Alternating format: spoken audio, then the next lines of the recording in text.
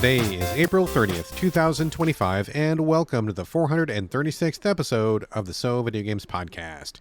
Here on the show, I talk about any game at all, including new stuff, old stuff, and anything in between. My name is Brad Galloway, and I'm the one-man host of this show.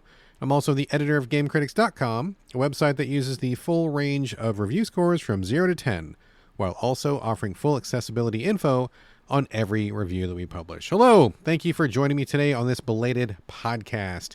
You know, in Jurassic Park, when Jeff Goldblum says, life will find a way, when all of the dinosaurs are just unable to have babies, but they somehow magically find a way. Here at my house, that saying is a little bit different. It's like, life gets in the way. I meant to have this podcast out a couple days ago, but, life, busy, tired, the world, everything, and all these events conspired, but I'm back in the saddle right now, delivering this podcast. Thank you all for your patience, and I shall endeavor to be a bit more prompt on the next episode. Can't make that promise, but I shall endeavor. Anyway, kicking things off today with housekeeping, as I usually do, where I talk about tidbits, news items, industry happenings, basically anything randomly game adjacent that's caught my eye in the last 7 days. All right, housekeeping, couple things this week. First up, they have just announced Frostpunk 1886. Now, if you listen to the show with any regularity, you probably have heard me going on and on about Frostpunk. It's one of my favorite games of that type. Kind of a city builder, kind of a city management sim, kind of a drama, kind of a Arctic survival. There's all sorts of bits and bobs thrown in there. Functioned wonderfully on console. That's how I got into it in the first place. And I loved it a lot. Like, I did everything in it. I did all of the DLC, rinsed it front to back. So I thought that was just like an incredible experience. Frostpunk 2 is coming to consoles soon. Looking forward to that, although I do hear it's fairly different. But Frostpunk 1886, they just announced it. And ironically, it's not coming anytime soon. The date they announced was 2027. So at least like 2 years from now. But what it is a complete ground up reimagining of the original game, which I loved so much. Rebuilt like everything, A to Z, top to bottom, front to back, with new laws, new mechanics, and notably expandable mod support. So basically they're just taking the original gigantic hit, which honestly I think it was pretty great. I don't really know that I need a remake of this. If there's more to it, wonderful, but I mean, that was a pretty peerless experience. I feel like you're kind of adding a mustache to the Mona Lisa, if you know that saying. I think it's great as it is, but who knows, maybe it'll be wonderful, maybe it'll be even better, TBD on that, but it's coming, not for a while, so I guess we won't have to worry about it for a while. But yeah, Frostpunk 1886, a ground up reimagining, new visuals, new mechanics, expanded content, mod support. I mean, it sounds like it's going to be great, but at the same time, already a classic, dude. I don't know if you want to go messing with that. Anyway, not anything I need to concern myself over for a couple years at least. Let's see. Up next, if you're still playing Monster Hunter Wilds, and I am, I mean, I've slowed down quite a bit because I did almost everything in the game. Not everything, but like I've only got like 2 side quests left, and one of them is a fishing, and fuck the fishing. So basically only 1 side quest left. I did, the low rank story, did the high rank story. There's a couple bits and bobs. I mean, I could make some more armor, I could make some more weapons, but I've basically done everything that's notable in the game until the next update. But there is a brand new event happening right now. It's called the Blossom Festival, and you have to be able to go to the hub in order to partake of these events. And to get to the hub, I don't know exactly what the trigger is, but you got to be pretty far into the high rank quest. I don't know that you need to finish it, but you've got to be like pretty close to the end of high rank in order to access the hub, which is a online gathering place for international players around the world. And they have new things in there, new content, new quests and such. And that's where you gather for some of these big, like limited time events like the Blossom Festival right now. So you might not even have it on your map if you didn't make it that far, but if you did make it that far, you will see the Blossom Festival in the hub. There is a bunch of quests in there that are called event quests, and these give you special armor if you finish these. So this is armor that is not found in the main game, and if you don't do the Blossom Festival, you can't get it. A whole bunch of glasses, which is like, okay, whatever. There's a really cool kind of like a samurai themed outfit of armor, which looks nice. And my favorite is the butterfly armor, where you have like butterfly wings and the whole armor looks like it's made up of butterfly pieces. It's really cool looking. It's not the best iteration of it because I think this is from a returning, it's a returning suit of armor from one of the previous Monster Hunter games. But it still looks pretty dope. I only need like 2 more pieces to it. But you've got a limited amount of time. At the time of this recording today, on April 30th, the Blossom Festival is still going on. But you have to like pace yourself, because in order to make these new sets of armor, you need to get these tickets, and you can only earn 2 tickets per day no matter how many quests you do. So they want you to log in like at least a couple days to get 2 tickets per day, and then use those tickets to get the armor. So you can't just like go in for an hour and rinse the whole thing and be done. You've got to come back at least like 2 or 3 days out of the entire festival. So just heads up on that. I don't know when it's ending, but it will be ending soon. So jump in there, and if you hear my voice right now, at least anywhere close to the time of release of this podcast, it's still active. You can jump in. So heads up on that. Final piece of housekeeping today is that Badlands Crew is out today. This is the 3rd entry in the Crew series coming from Runner Duck. Bomber Crew is like one of my all-time favorite Switch games. I don't think it's in my top 10 of all time, but dude, I've put so much time into Bomber Crew. That's a game where you see a cutaway view of a World War II bomber-style aircraft, like a Flying Fortress type aircraft, and you have your little guys in there running back and forth, manning the guns and dropping bombs and navigating over landscapes, doing your missions in World War II, a fake World War II. I love fucking Bomber Crew like so much. I've beaten it, I think, twice. I have not beaten the DLC because it's really hard, but I'm working on the DLC. I chip away at it every now and again. I don't talk about it much because I've talked about it a bunch, and it's just boring to hear me say the same old thing, but it's still one of the active rotation games on my Switch, and I'm still like doing a mission here and a mission there. Bomber Crew is the absolute shit, and if you haven't played it, I recommend it if you're into systems games. There's no story to tell. There's not much characterization. It's just about just running missions in your plane, but the gameplay so compelling to me. Like, I just love managing the dudes and flying the plane in real time and dropping bombs, and you're juggling 15 things at once, and it just really hits that spot for me. So I love Bomber Crew. The next one was Space Crew, which was kind of like a take on a little bit like Star Trek. Like, it was kind of Star Trek themed. You were in a spaceship and you were flying through the cosmos doing various missions. That one didn't work for me as well. I think something about it just like didn't pop. I'm not sure exactly what it was, but it just felt really grindy in a way that Bomber Crew didn't feel grindy to me. Something about the moment-to-moment action didn't quite hit for me, even though I was kind of excited about the idea of doing Bomber Crew in space, but it just didn't quite land. But it's there if you want it. Badlands Crew is the latest, and I'm very curious. I will probably jump into it when it comes to console, but right now it's PC only. It's kind of like a Mad Max thing where you've got like a big truck, kind of like a land caravan, and you mount guys on it. Everybody's got the spiky shoulder pads and skull codpiece and black face paint and stuff, and you're driving through a desert, and so you're managing this crew of vehicles, and you got guns on top and flamethrowers, and you got to manage your fuel and all that stuff. So kind of just imagine Mad Max type. That's your starting point, and then you're managing like all these little details on your vehicles. Looks super cool. I'm very excited about it. I'm really hoping to get the juice back after their sophomore slump. So I will probably not jump into it now, but once it hits console, I'm all over it. But in case you are interested in the Crew series, this one just came out, I think like yesterday or the day before. Brand spanking new game. It's up on Steam now, so make sure to go check that out. All right, before we get into the main part of the show, just a quick shout out for the Patreon here supporting So Video Games. Just FYI, all the costs of running this podcast are paid out of my own pocket, and if you love the show, I would invite you to chip in and help me keep it running. If everybody listening would chip in just $1 a month, all my expenses for this show and actually GameCritics.com would be covered. If you can afford it, I would sure appreciate it. All right, folks, as you know, I do like to start this show with circlebacks, where I circle back to things I have covered in depth on previous episodes.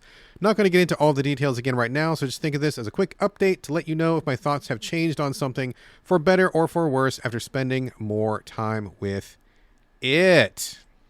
Okay, only one circle back this week, but it's kind of a big one. This is for Promise Mascot Agency. I went into all of the details in the last episode. I'm not going to repeat all of that, but just in case anybody missed it, this is a third-person open-world game, although the map is kind of small, and I say that as a good thing, where you play a disgraced Yakuza who got set up to take the fall for a deal gone bad.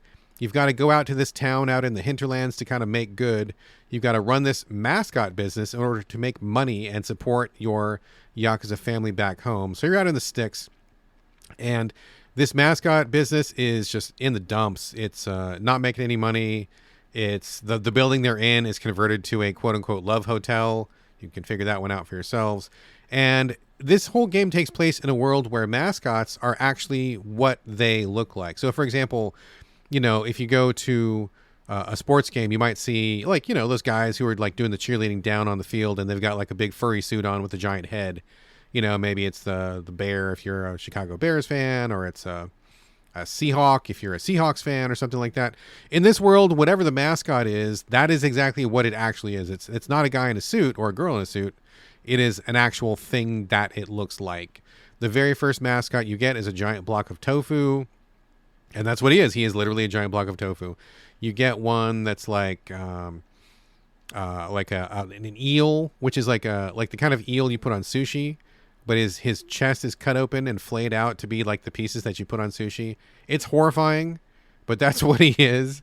There's like a cat who is covered in jizz. Like he's got, I don't know what his name is, but I called him Bukake Cat because that is exactly what he looks like. And his pastime is watching adult films and doing adult content videos and stuff like that. So like you get these weird mascots, and they are those creatures because this world is like tinged with the supernatural or whatever. So you go around collecting mascots, you recruit them to your agency, and then you send them out on these jobs to make money. So every time a store opens or there's a big sale, used cars going on sale or something, you send one of your mascots out there to kind of be like the attention getter and to do like the opening ceremonies and stuff like that. So you're doing that to earn some money. But the open world is also there. In this game, you are always in your truck. It's like a little one of those little cutie pie tiny Mitsubishi pickup trucks that I think are just adorable. I would love to have one of those. And you drive around. You never get out of your car, so you're not doing any running, jumping, fighting, or anything like that. You're just simply navigating from place to place. And I think it works really well. In the beginning, you can only drive, but then you can like get some adaptations where your car can go in the water, which is fun. You get turbo boost, so you can get from place to place faster and faster. And the favorite one, the best thing, and this is one of the best things I've done all year, is you get a pair of glider wings. And with the glider wings combined with the boost, you can basically take off anywhere as long as you've got about 5 feet of flat road in front of you. And that you always do. You can always pull it off. You can just like land and take off and land and take off and fly across the map. And something about that, oh my God, so fucking just like therapeutic and just so fun. Like half the enjoyment, okay, maybe not half, 25% of the enjoyment of this game was me flying in that fucking Mitsubishi with the wings on it and just like taking off, just like going places and seeing the clouds go by, being over town. And then like you come in for a landing, you look for a nice piece, straight piece of road, and you just come in and then you pull the wings in and the car kind of plops down on its tires. Good, safe landing. Fuck, it's the best. And I don't know what makes it so good. It's just like incredibly satisfying. I loved the flying. So getting around town in the car is quite good. I think it's very fun. You drive around, you meet people, talk to people. There's lots of crazy characters in this game. You get lots of wacky stories and weird things happening. You do a bunch of fetch quests for people that kind of force you to cover the map, which is fine. Lots of tangible rewards for doing it. Like very often you'll get something that really means something. There's a couple things that are just kind of fluff, but overall you'll get things that really help you out. Mostly in the mini games that pop up with your mascot. So while you're driving around town, you will often get a call from one of your mascots who you have dispatched, and they're like, yo, boss, I'm having some problems. For example, maybe their body is too wide and they can't get through a door, or maybe they're doing a cash register demonstration and they push the wrong button and money is exploding out of the cash machine. Or maybe there's a scary dog who is barking at the mascot and they need to get away. Like all these problems are small scale and hilarious. But what happens is there's this card system. I'm not going to get into the weeds here, but there's a card system where you do quests for villagers. They give you their cards. These cards can assist your mascots when they're having problems. And it becomes like a little very simplistic, straightforward kind of numbers game where the mascot's difficulty will be like, I have a problem that's 20 big. And then you need to flip through your cards and try to see if you've got 20 worth of solution for them. I'm very, very, very drastically simplifying this. But just know that the card game, I think, is really fun. I always enjoyed doing it. I never skipped one the entire game. And once you do that, it gets you some rewards. If you help a mascot out, you get more money, blah, blah, blah. So the story just kind of goes and goes and goes. I think it's just really fun. Open world is small and compact. Lots of interesting things to see. I think the mascots are fun. The story is like super whack and crazy. And overall, it's just a really good time. I think my only complaints for the game is I think the fast travel comes a little bit too late in the campaign. Although I will say, to be fair to the game, I think it depends on what order you can do things. I found myself doing things in an order that was perhaps not what everybody else did, just for whatever reason. I guess my brain works that way. And so I got fast travel pretty late in the game. Not a big problem because I really just loved flying around in the truck. But every once in a while, I would be like, okay, I just want to fast travel here really quickly. And you have to activate each fast travel point. And because I had gotten it so late in the game, I didn't naturally activate these as I progressed through the campaign. I kind of had to go back to the spots that I thought I would need the most and activate those manually. A little bit of a drag. That kind of sucked. The only other complaint I have about this game is kind of a minor one, I guess. So the writing in this game is really good. I like the characters. I think it's very funny, but I think there is just too much of it. There's a bunch of Yakuza info that I found very hard to keep track of and hard to keep straight. Sometimes you'll talk to somebody and you think you're going to have this like short conversation. It ends up being like 9 pages of like nine speech bubbles worth of text or something. And there's a few times when I was like, okay, this is just like too much info. It's good. It's good. The writing is all uniformly good. I think the characters are fun and everything. I don't have a complaint about that. It's just like too much sometimes. It's kind of like, you have a piece of like New York cheesecake. You're like, damn, this is the shit. I love this. I love New York cheesecake. It's so good. But you don't want to eat 15 pieces of it. You want to have like 1, maybe 2 if you're having a good day. But like, 15 pieces is too many. It's still delicious, but it's too much. Kind of the same thing here where I think the writing is really good, but I think less is more. So that was really my only complaint, because by the end of the game, I was like, okay, I get it. I don't really want to hear more about the Yakuza. I don't really care that much about like who's screwing what over and which family and the curse on the town and stuff. I mean, I think it was all good. I just needed less. So keep that in mind. It's not a big deal. You can skip through the text. It's fine. But like overall, I think Promise Mascot Agency has been one of the surprise hits for me this year. I think, I don't know that it's going to be in my top 10. Right now it is, but there's still like quite a bit of year left to go. I mean, I can imagine a scenario where it might get bumped out of the top 10. But the fact that I'm even considering it for the top 10 really kind of tells you how good it is. It's just really fucking fun to play. And when I would play this game, I had a very hard time stopping playing the game. I would want to do just one more thing. I'm just going to get this one more marker. I'm going to go talk to this one more person. I'm going to go do this one more minigame. Oh, I got to do this one more mascot drop off. I'm going to do this one more thing. I just want to fly. Like it just kept going and going and going. I found it very, very hard to turn that game off. And when I was playing it, I found it very hard to just like stop doing it. So it's got that special sauce that I think works really well. And overall, I had a great time with it. This is absolutely a surprise hit for me. Had a wonderful time. I would definitely recommend it to anybody who wants something really quirky, super Japanese, super weird, a little bit of open world stuff in there. I think it really fits a great niche for me. And also, again, big shout out to John over at Gaming in the Wild. He is the one who convinced me to play this game. I saw the PR for this game and I did not play it because I knew it was coming from the people who made Paradise Killer, and that game did not click with me on any level except for the aesthetic. Love the visuals, didn't like anything else in that game, and so I skipped it. Speaking of Promise Mascot Agency, I'm like, yeah, I'm not, probably not going to play this. I didn't like their last one. I'm not going to worry about it. But John really convinced me, and I'm glad that he did. So shout out to you, John. Thank you very much for turning me on to this. I absolutely would not have played it without your influence, and this has been definitely a treat for the year. So overall, finished the game. I did almost everything in the game. I didn't do everything because there's a bunch of little pickups that are just like whatever. There's a couple little doodads I kind of skipped, but like all the important stuff I did. Finished all the side quests that like had characters attached to them. I mean, I did like everything major in the game, and plus I rolled credits. Oh, and special shout out. Not going to spoil it here, but the ending of Promise Mascot Agency was fucking awesome. Like you get a choice of what you want to do at the end, and again, not spoiling it, but like the choice I wanted was there. They let me do it. I wasn't sure they're going to let me do it, but they did. And then it resolved in exactly the way that I wanted it to. And I was like, fuck yeah, that's fucking amazing. I love that you could do this thing, which I'm not going to spoil, but let me just say it really was the cherry on the cake. So good call, Promise Mascot Agency. I was very happy with that ending. So overall, I think it's time for a full So Video Games review. And for Promise Mascot Agency, I'm going to give it a solid 8.0. You can take that to the bank. This is one of the good ones this year. Okie dokie, now on to the main portion of the show where I'm covering new stuff. This week saw the release of Starless Abyss, coming to us from publisher No More Robots. Shout out to Mike over there, good guy. He sent me a code for evaluation, and we do have somebody covering this game in a preview sense over at GameCritics.com. I believe the preview is already up, and that preview will eventually turn into a full review in another week or two. But I'll just talk about this briefly here and now. So Starless Abyss is a 2D pixel-based roguelike, but it is not your usual roguelike. So the premise of this is that mankind goes to the stars.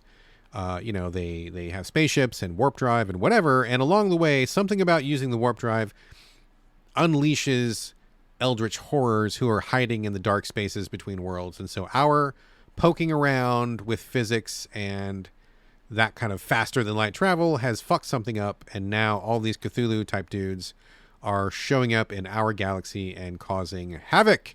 So good premise. I dig it. I'm down. I love when sci-fi and Cthulhu kind of like coincides. So what this game is you start off with 3 ships, and this is interesting all by itself because you have 3 ships. I was expecting 1, but you've got a little squadron.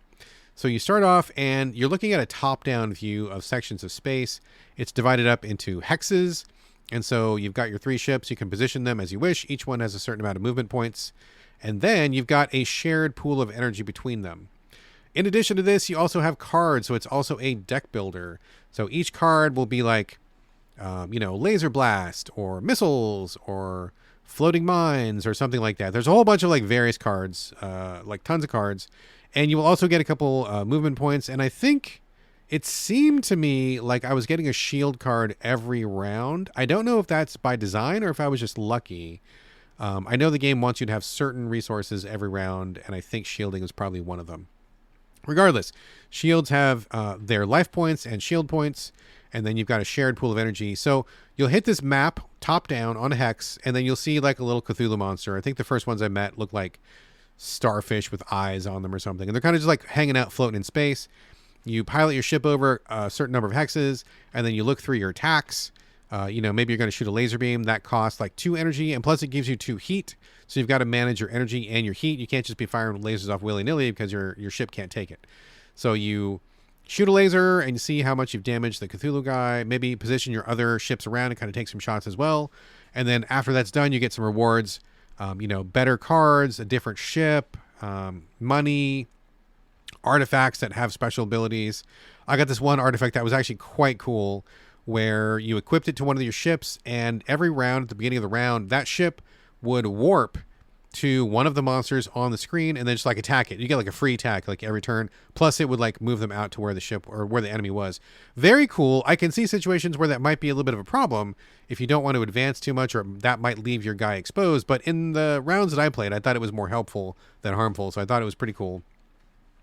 So you just go, battle by battle. You clear the map, go on to the next map. You do these strategic top-down battles with your 3 ships, positioning, supporting each other. Line of sight is also important because each weapon only has a certain amount of range. And when you kill a Cthulhu monster, his dead corpse just kind of floats in space, and you have to like maneuver around it. You cannot shoot through it. You can't see through it.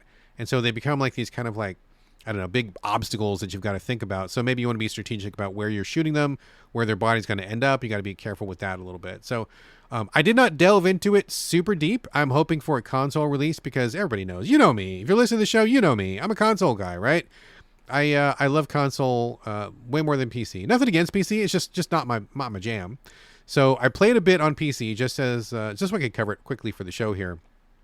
But I could easily see this like being something that I would jam on the Switch or the Switch 2, or just, playing a little bit here and there. I would definitely like to play more of this. It's very cool, and I would like to take the fight to Cthulhu monsters out in space. So I liked what I saw.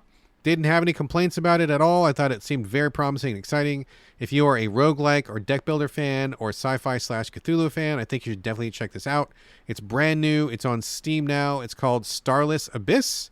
And again, we have a preview with pictures over at GameCritics.com. Full review coming soon. But based on what I saw so far, this game has got the juice. I think it's pretty fucking cool. So there you go. Starless Abyss on PC. Next game on the agenda here is Steredenn Binary Stars. It's Steredenn. Steredenn Binary Stars. I did receive a code for review, so just heads up, and thanks to PR for sending that over. This is a remake of a shooter that's been out for a little while. I believe we covered it on Game Critics a while back. Might be a video review of the original version. So this is an enhanced version.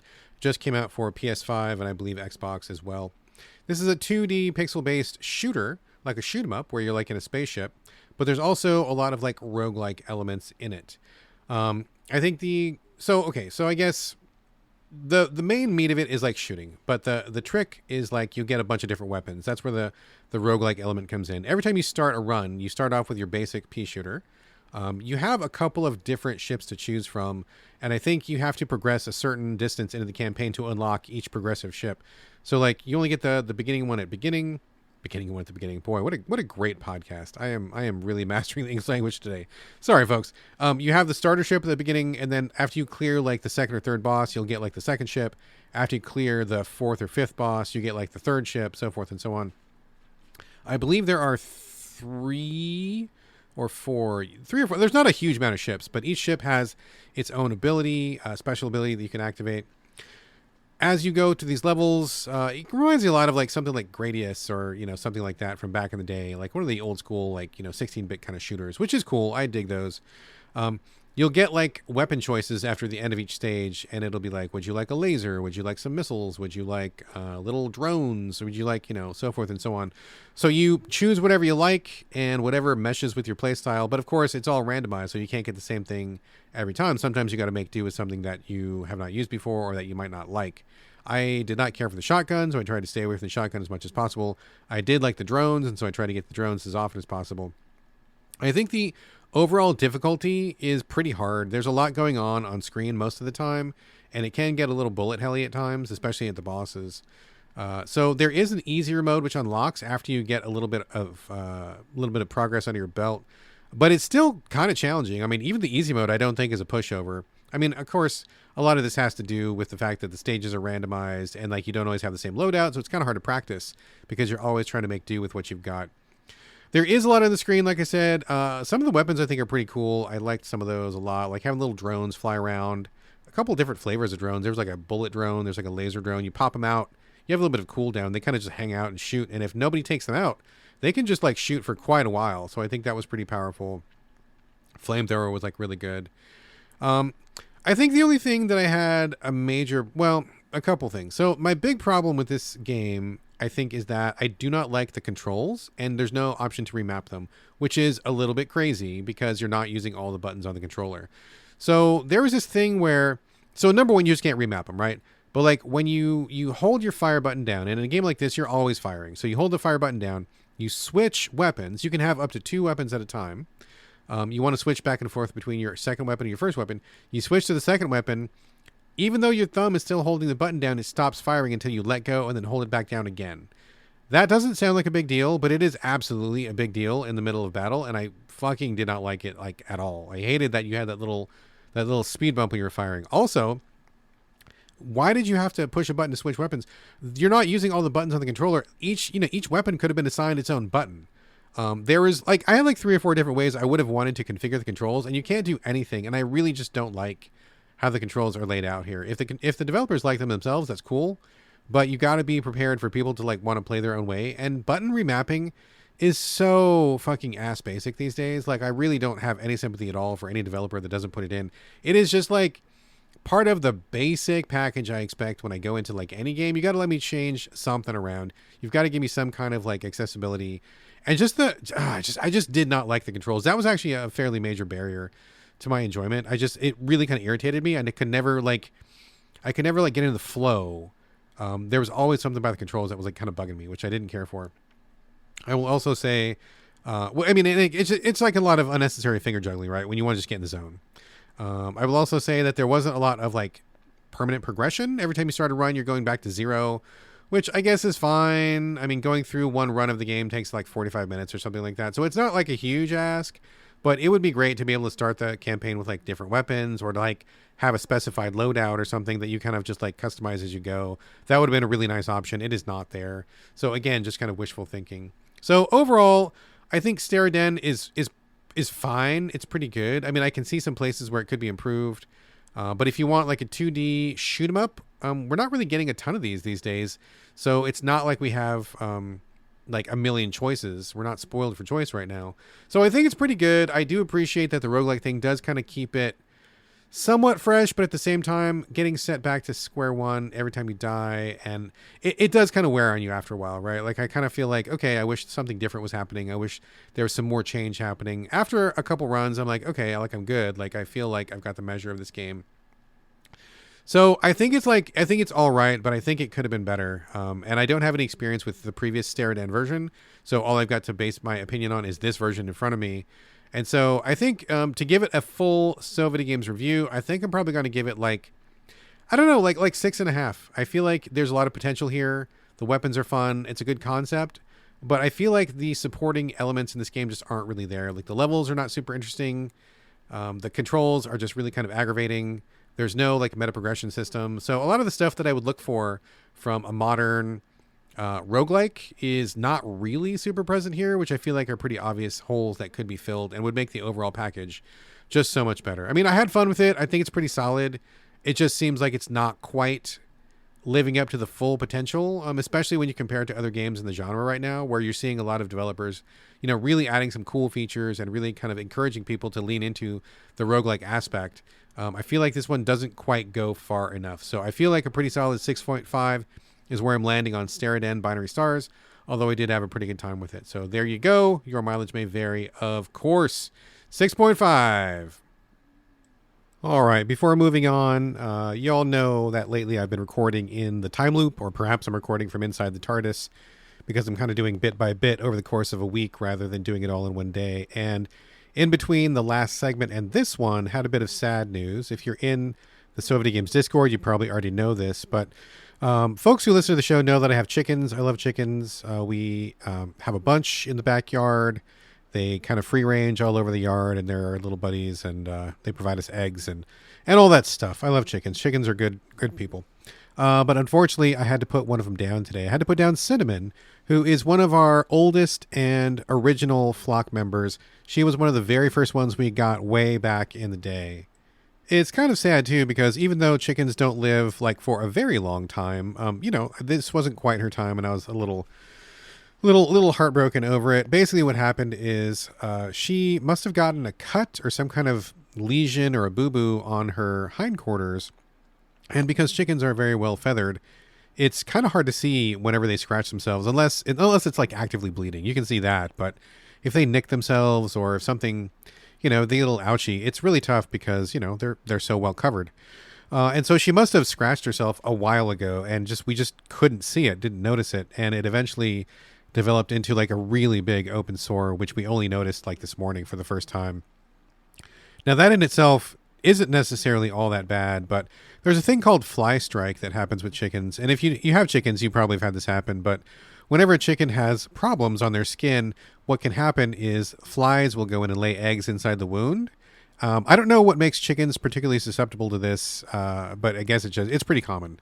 And so at some point, flies must have found out that Cinnamon had this little cut on her hindquarters, and they laid a bunch of eggs in there, and eggs turn into maggots, and the maggots kind of end up eating the chicken from the inside out. It's pretty gross, and it's pretty painful. Like I said, we just caught it today. I saw it, and when I finally had seen what had happened, once we had like pulled the feathers away and got a good look, it was pretty far gone. I don't think there was anything we could have done to save her, so I had to put her out of her misery, and she must have been in quite a bit of pain. So, sad. I'm going to pour one out for Cinnamon tonight. Going to miss her. She was one of the sweet ones, one of the nice ones, and she will be missed by her sister, Cardamom, who is still in the yard. So, shout out to Cinnamon. It has been a great ride. Okay, moving on. Only one more game to cover in this particular episode. Clair Obscur Expedition 33. This game is blowing up all over the place. You got to be kind of living under a rock to not hear about this one. It dropped on Game Pass, and it's also available, I believe, on PC and PlayStation as well. This is coming from a first-time team. They are made up of a couple of ex-Ubisoft developers and then a couple of other folks. And apparently the person who is in charge of the sound is just like a random guy they found who posted clips somewhere online or something like that. So kind of an unlikely team to get such an absolute banger out of the gate, but boy, it really, really is an absolute banger. Okay, so what is Expedition 33 or Clair Obscur Expedition 33? It's a French game, and I am probably mispronouncing Clair Obscur pretty hardcore, but I am a lowly American and I don't know the proper French pronunciation, so please excuse me if I'm mangling that. So what happens is, this is a JRPG at its heart, but it takes a lot of inspiration from many things, but I think a lot of people are really calling out the Dark Souls influence, which I think is clearly there, and it kind of gets stronger the more you go on. I don't think it necessarily feels like playing Dark Souls because it is a, third-person, turn-based JRPG, very traditional in some respects, but there is a pretty active parry system, and there's also like little mini QTEs that pop up. And I think it really keeps you engaged in multiple ways. So you're not just clicking a menu. You're not just like firing off attack after attack. You really have to pay attention visually in order to see the parry timing. And you have to be like really kind of aware as to what is going on. So it keeps you very actively engaged. But I'm getting a little bit ahead of myself. To back up a little bit, let's talk about the story. In this story, you played the main character Gustav, who is played by Charlie Cox, who is Daredevil on the Daredevil Disney series. Does a great job voice acting. In fact, all the voice acting in this game is like pretty phenomenal. So you're in like a fantasy world. I mean, a fantasy France, I guess. It's not really France, but it's got like the feeling of it. And something is really going terribly wrong in this world. There is an island way off in the distance, and it's got this giant tower, and on the tower is a number. And that number this year has turned 33. You don't really get all the full details right away. It's kind of unfolded as you go. But basically, there's a big bad on that island called the Paintress, and she is basically resetting the world. She's killing people. She's just generally fucking things up for everybody. And so people who are in pretend France keep sending expeditions out to the island to try to stop the Paintress. They send out one expedition a year, and whoever doesn't go, when they reach a certain age, they just turn into like flower petals and disappear. So you don't get to live out your full life. People are being ended prematurely. And so you either come to peace with that, or you decide to go on one of these expeditions when it's your time, and you try to do the best you can to stop the Paintress. This is interesting on multiple levels. I think, number one, because it opens really strongly. There are a lot of emotional cutscenes, and even though you don't really fully understand what the story is about, like you can relate to the people, you get a lot of human moments. And I will say that the facial animations are really outstanding. Voice acting, really outstanding. It just really comes together to kind of set the scene. But the other thing that's interesting about this is that the people going on this expedition are expecting to die. No one has ever come back from an expedition, and no one has stopped the Paintress, so the only logical assumption is that everybody has died out there. And so they just keep sending people out there in the hope that one day one of these teams will finally like make it happen. But it's interesting to think that this game starts out with everybody just kind of expecting to go to their deaths. Really gives kind of a melancholy and kind of a sadness that you don't really see in games of this type very often, at least not right out of the gate. Beyond that, there is a very strong aesthetic going on here. The characters are all very like realistic. They've got, stubble and hair, and I don't know that I could tell you what a French person looks like, but I think that these people probably look very French if I was pushed to choose. They have these really cool suits. There's like a little bit of a Final Fantasy flair to it, where it's kind of like People Plus kind of thing, but it's not the same. Like, it's dark. It's kind of got this different angle to it. The sadness, like I mentioned, and all the moments that they spend talking to each other, there's lots of quiet too, which I think is really notable. There's many scenes where people just kind of like look at each other, and the look is so effective and the animation is so effective that sometimes just a raised eyebrow or just a tilt of the head really says a lot. And I think it goes a pretty long way towards illustrating these characters very, very effectively. The world itself is also quite interesting. Everything is just different and abstract. It does feel like kind of a surrealist film in some ways. The faux French land is like buildings, but there's also magic, and there's like, normal stuff that you'd see, bread vendors and kids playing in the square, but there's also like these energy ladders and strange inventions that don't seem to fit with the rest. It's all this really strange hodgepodge of things, but I think it works really well. And when you get to the island where the Paintress is, it's just like even more abstract, like rocks floating in the air, remnants of previous expeditions, dead bodies all over the place, wrecked ships, rocks that don't seem to be where rocks should be. There's all sorts of stuff happening, and it's just very fantastical and very, very, very, very surreal. I think you never quite know what to expect in this game, and you never quite know like what is normal and what is not, what you should be looking forward to, what could happen, what can happen. Like, you just don't know, and I think that's kind of an interesting aspect. So let's get back to the gameplay for a second. So in many aspects, it's pretty straightforward JRPG. There is an open world that you'll get to where you can walk from location to location. So like you're on a giant map of the world. Your characters are really teeny tiny and you're like crossing distances. So I guess you just assume in your head that nothing happens between locations. You're just walking, it's fields or something like that. But when you get to an active location, you go into it and then it goes back to like normal scale. Your people are the normal size, and then you're in these levels that can be quite large and kind of twisting and turning and a little bit labyrinthine. One thing that I actually don't like about this game is there's no map. I mean, when you're in the overworld map, it's fine. You can see like locations all over the place, but once you're inside a location, you're on your own. On the one hand, I guess it makes sense because you are brand new and there's mystery and danger and you don't know where you're going. So I think that makes sense. But I would like some kind of concession made, perhaps like a Diablo style map where you don't know where you are at first, but once you walk around, the map fills in as you go, just for just quality of life, just for convenience, because I don't know if this is a problem for other people, but when I am playing Expedition 33 and I'm in the level, I get turned around like all the time. The level design is really cool looking, but I don't think it's effective in terms of landmarking to let you know where you're going. I often don't recognize one rock from another. I often can't remember where I've been.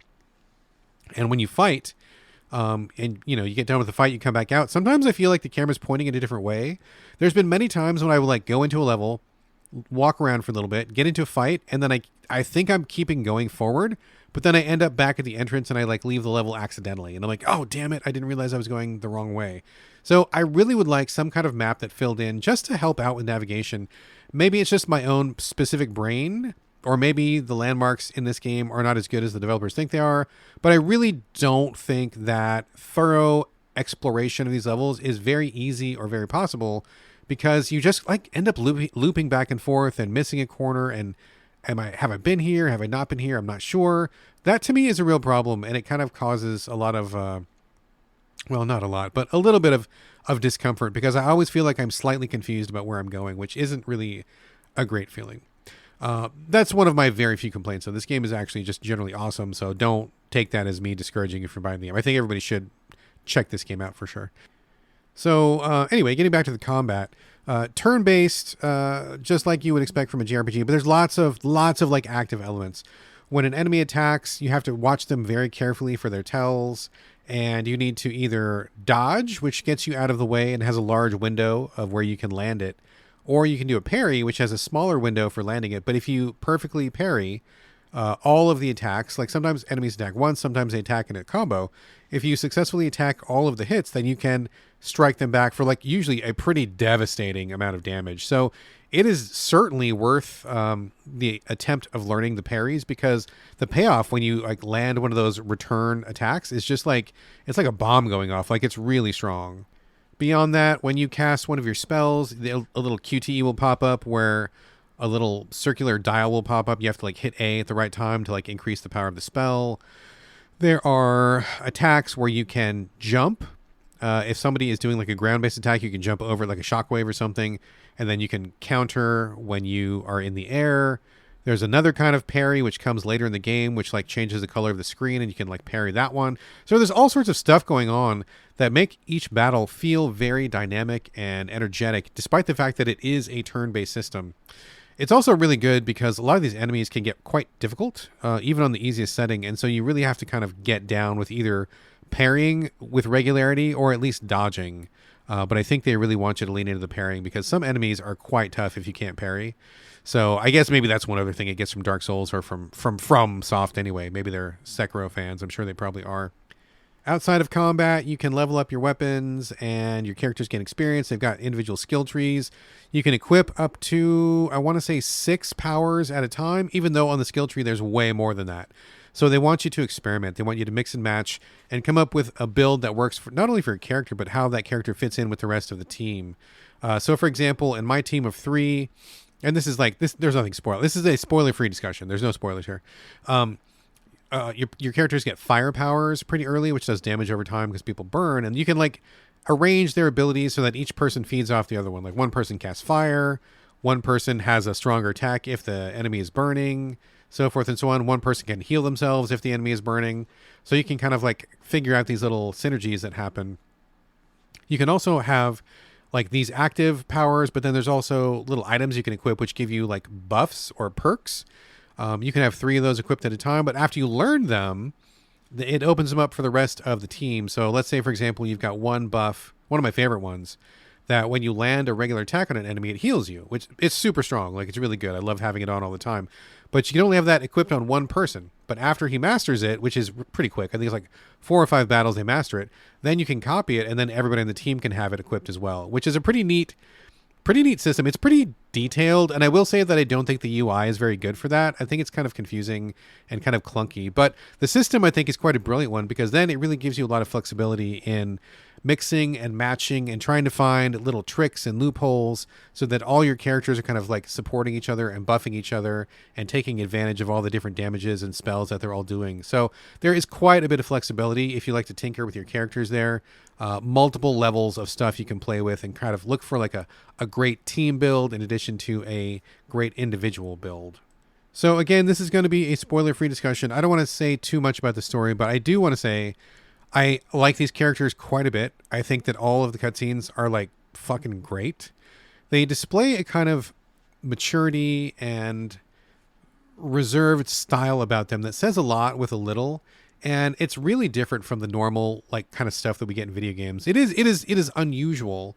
They are uncommonly good. They feel very mature in a non-sexual way, just mature as in like really kind of like mentally evolved and calm and thoughtful. And they really show relationships between the characters. I think they're great. Like, it's just, I really connected with the cast quite early, and I know that that's been the common sentiment of a lot of other players as well. And it just feels different to hang out with these characters. It has a different vibe to it, something that just is really quite notable, which I like a lot. I think it's very, very well done. Story so far is interesting. I am definitely on my toes. I do want to see what's happening. Again, not going to spoil anything, but I definitely am in this for the long haul. I do want to see what happens. And I will say the music, I don't talk about music very often on this podcast. I like music just fine, but I'm not like a music head. I don't like, it's not a make or break for me when it comes to a game. I don't often like take a moment to talk about music anywhere, but I really do feel like I need to just pause for a second and talk about it here, because the music in Expedition 33 is just amazing. It is just out fucking standing.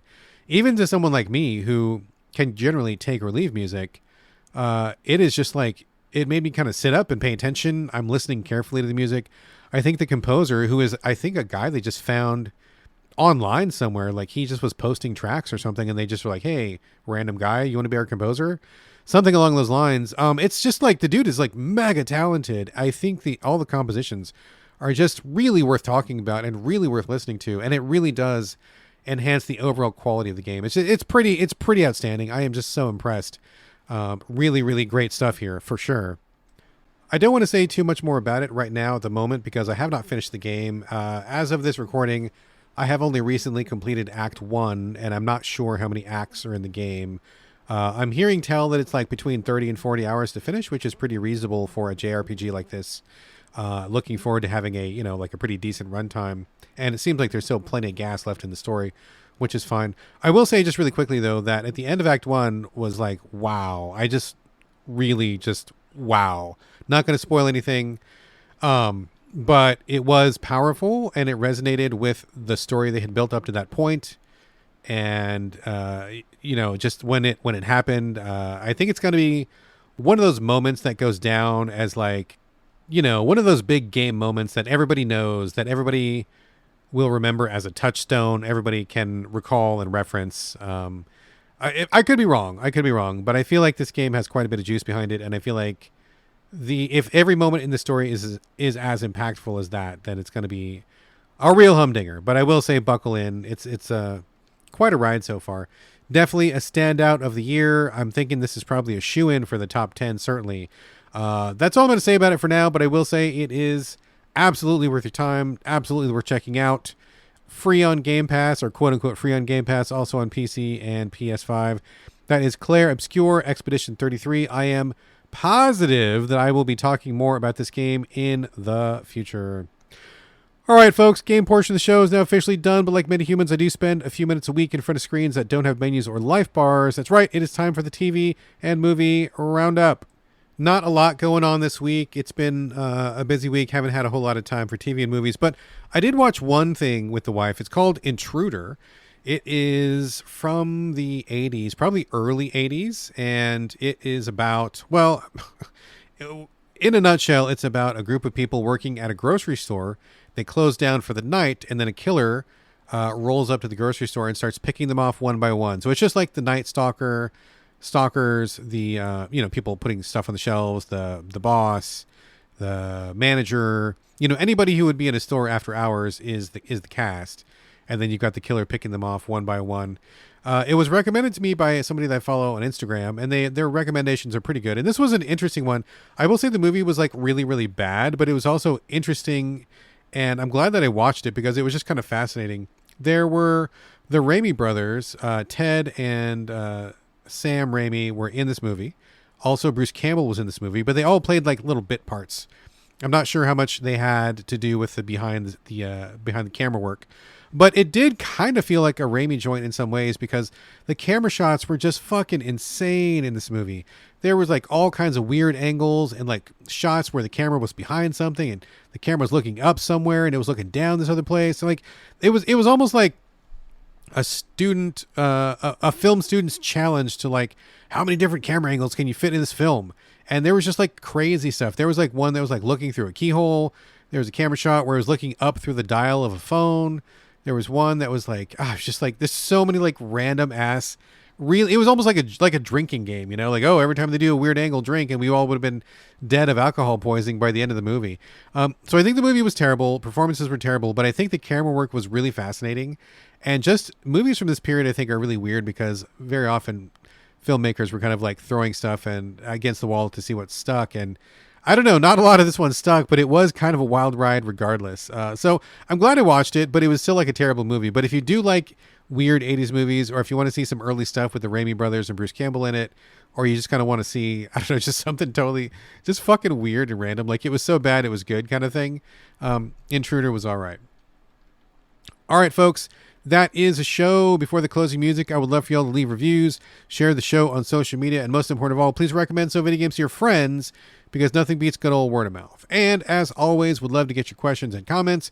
You can email me directly, sovideogamespodcast@gmail.com. You can also hit me up on social media. You can find me on Instagram and Blue Sky. It's my name, BradGallaway, all A's, no O's. You can also hit me up in the So Videogames Discord, which is totally free of charge to join. Just drop me a line through any of the channels I just mentioned, and it'll get you on board to continue the conversation. And finally, as I mentioned earlier, if you like this show and would like to help support it, help me with the cost of running this podcast, you can do that over at patreon.com/the So Videogames Podcast. If every person listening chipped in just $1, all my costs would be taken care of, and that would be amazing.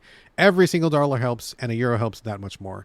All right, folks, that's going to do it for episode 436. Thank you again for joining me here on the So Videogames Podcast, and I'll see you next week.